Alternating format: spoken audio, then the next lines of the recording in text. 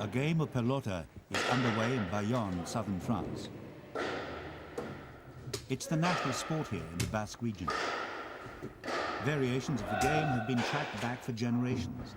Even the ancient Greeks and Romans knew versions of the sport.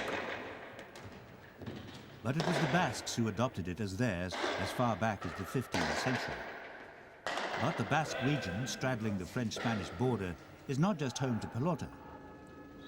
The Basque terrorist group ETA has operated here for 33 years. They've been blamed for more than 800 deaths in their campaign to carve out an independent state. Until now, they operated almost exclusively in Spain. The medieval town of Auch in southern France boasts an impressive 15th century cathedral. The town is also said to have been the home of D'Artagnan, the musketeer, or rather Charles de Batz, a French aristocrat on whom the character was based. This tourist destination was the unlikely setting for a recent fierce gun battle between French police and ETA gunmen. 3 terrorist suspects were detained. Terrorists set up home on Rue de Juillan. The home was used as an ETA training camp and bomb laboratory.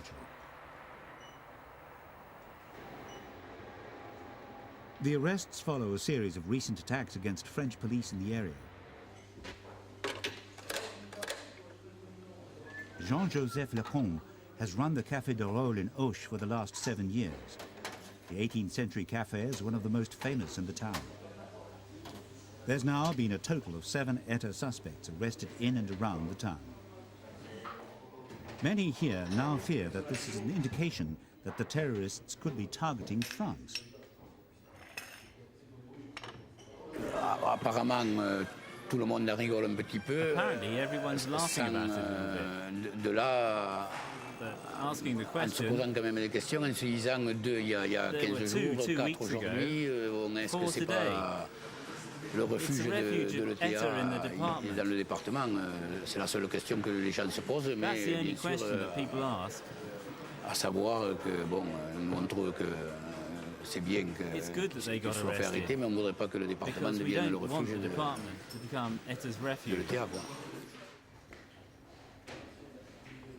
ETA has traditionally refrained from violence in France, where for decades its leadership is largely left alone by French authorities.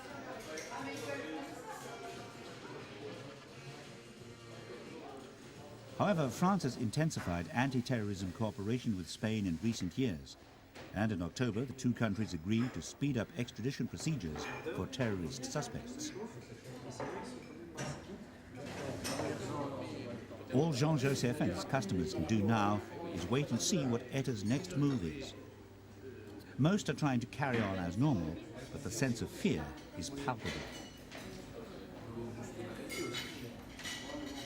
Consuela Ordonez lives in Spanish San Sebastián, close to the border with France. In 1995, her brother Gregorio Ordonez was shot in the head by masked gunmen as he dined with friends. A popular politician and fierce opponent of ETA, thousands attended his funeral. His killers were never found.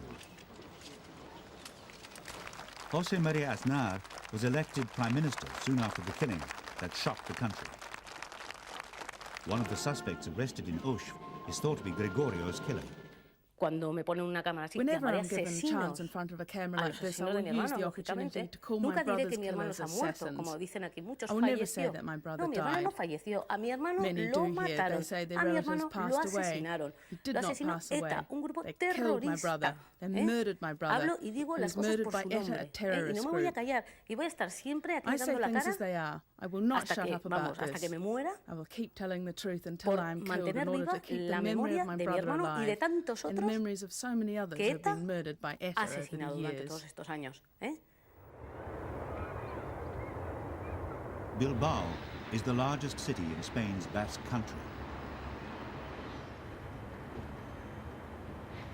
The terrorist group started operating here in 1968, launching a violent campaign for independence of the now autonomous northern region. Targets over the years have included police, politicians, journalists, and judges. In January 2000, it called off a 14-month-old ceasefire. Now, people here talk of little else but renewed ETA violence. Many of the group's leaders are thought to live in this city. Spain has now identified the fight against terrorism as its top priority. And the threat is real. This document has been leaked from a secret source within the Spanish Guardia Civil. It warns that ETA now have in their possession land-to-air missile launchers.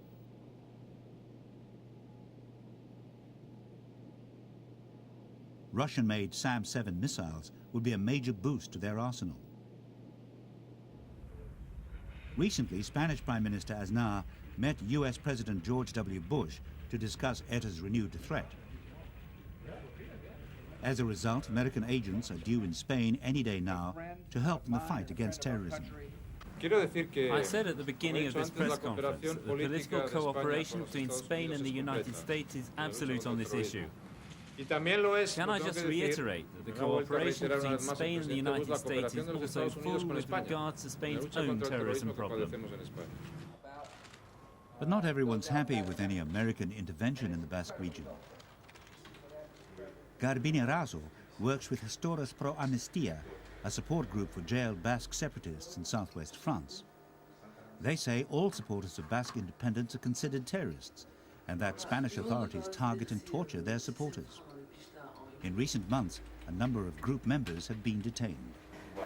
Une volonté de criminalisation totale de tous les mouvements politiques, tous les mouvements de défense des droits au niveau du Pays Basque, quand il y a une volonté de criminalisation par amalgame avec si vous êtes un mouvement soit indépendantiste, soit menant un travail de lobbying contraire au principe de la constitutionnalité espagnole, vous êtes d'emblée considéré comme membre de l'ETA. On the walls are the photographs of hundreds of Basque separatists who have been arrested over the years. Many are still in prison. The group insists that being pro-independence does not mean you are a terrorist.